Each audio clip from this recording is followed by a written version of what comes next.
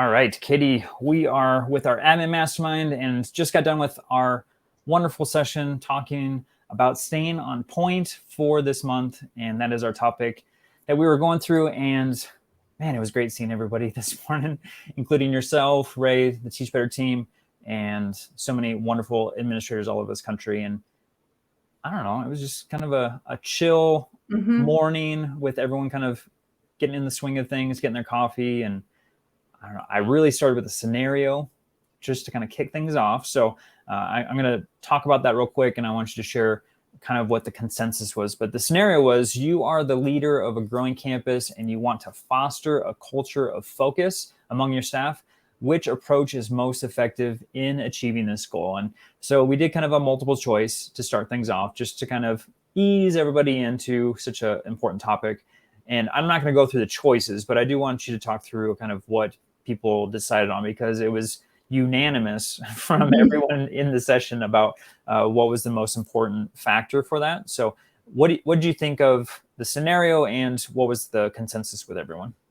So yeah, we don't need to necessarily read through the options you gave, but one of the options was being able to encourage multitasking, setting clear and specific goals, minimizing digital communication and kind of reducing the distractions, and then providing minimal guidance and giving kind of that autonomy to your employees.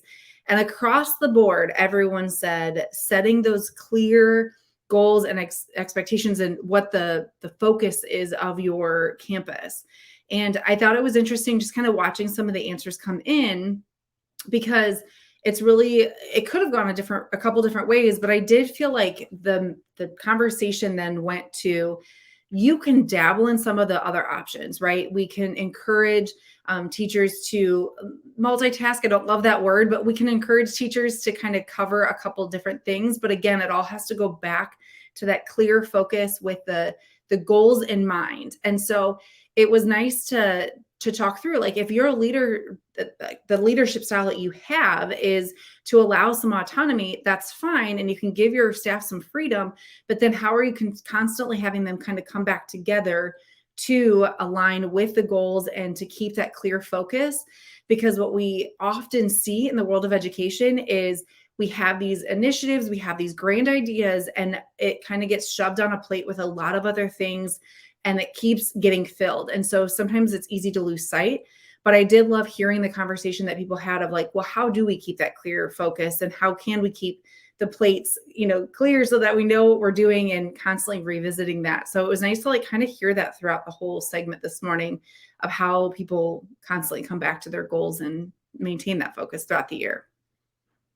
Yeah, it was good to see everyone kind of on the same page with that, and noticing how important it is to make sure that we're specific with our goals throughout, not just this time where it's the start of the year, we're trying to prepare, which is important to create those goals and make sure we're communicating them, but then also consistently sharing the campus or district vision throughout the school year. And so I wanted to kind of bridge that scenario to the topic. So the first question, which we spent a lot of time on, was how do you foster a culture of focus within your staff, encouraging others to prioritize their effort toward the campus goals? Because it is something that we want to be focused. We have great intentions of that. However, that falls to the wayside, especially when the school year starts and it's just this rat race of trying to get everything done. And so do you mind sharing just a little bit of some of the things that people were talking through in regards to fostering a culture of focus? No, but I do want to kind of start by saying that it was kind of a chill atmosphere this morning was spot on. I don't know, it's like cloudy where I'm at. I don't know if everybody else kind of had that vibe too, but what was really nice is people just kind of talked openly about their own personal experiences and how they model as a leader in their building, how they model that constant revisiting and that reflection and being able to prioritize what are we doing and how does it align with what we want, the path of our district or our campus. And so I did love kind of hearing those personal stories, which sometimes we don't always get. But some things were just kind of talking through, like strengths. What are your interests? What are things that, are you gravitating towards the same teachers all the time for different committees? Or are you looking at what a teacher is strong in and how you can pull them into a committee that maybe they share an expertise or a passion for. Communicating the growth, like not just with you as the leader, but also the building and the departments and everything in between. That constant communication is helpful. And we know that there are educators in the world who want that, right? They may not have a stake in the game in the immediate moment. They may not be on that committee, but being able to hear how are we working towards our goal and what's the progress that's being made is super helpful to make sure that it's something that's still happening, right? It wasn't just something like you said that we covered at the beginning of the year and haven't talked about again since. And then providing the professional development, how does the professional development align with the goals? Sometimes we see those are disconnected, and it's easy to get disconnected, right? Because we know there's a bunch of initiatives and, new ideas that come across in education, but being intentional of like, why do we have this person coming in to help us and educate us, or how are we working towards the goal as a community?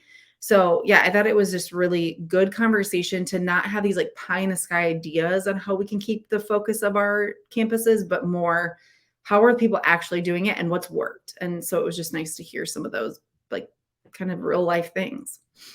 Yeah, I love that you said it, because I think Ray made a great point too, is like when we work with schools, how often those things don't align. And we have to come in and be like, you know what, you have to be intentional about the professional development that you're producing, that it correlates with the goals, and that you have this theme that overlays through the entire year, because otherwise it seems scattered, and then teachers or staff get upset because they don't see the alignment to it, and it doesn't make sense. And so as a leader, it's really important. And so it was great to hear our leaders in this admin mastermind start to think through that in regards to professional development and the goal alignment that goes with that.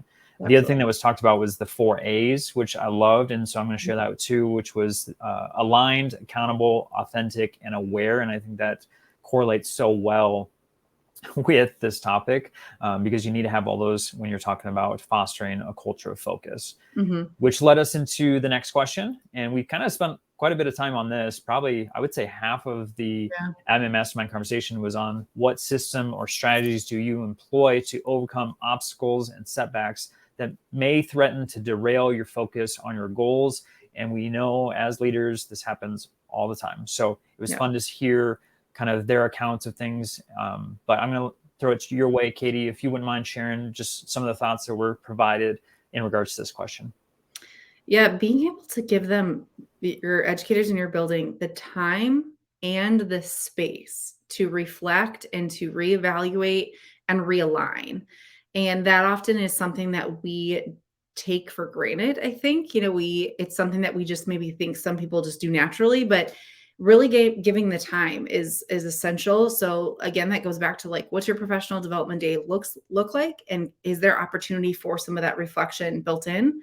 But creating a self-improvement plan was something that was brought up as far as working together with your staff, and kind of collaborating on what that could look like. And again, how does it relate back to that goal that you set at the beginning of the year?